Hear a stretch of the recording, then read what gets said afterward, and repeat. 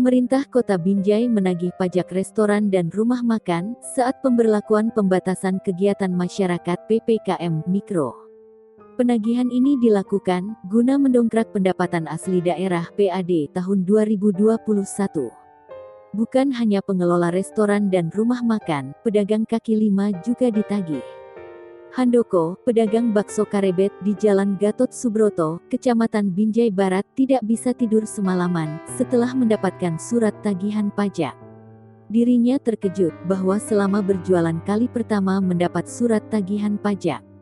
Tak tanggung-tanggung, Handoko harus membayarkan pajak Rp200.000 per hari selama sebulan. Saya bingung, saya punya utang Rp6 juta kepada pemerintah, kata dia. Ia mengatakan, selama ini tidak ada sosialisasi atau pemberitahuan terkait dengan iuran pajak. Tiba-tiba, kemarin dirinya menerima surat tagihan saat sedang berjualan. Saat berjualan dirinya menggunakan gerobak yang digandengkan dengan sepeda motor. Gerobak itu, kata Handoko, diparkirkan pada bantaran jalan, yang nantinya akan diletakkan beberapa meja untuk melayani pembeli.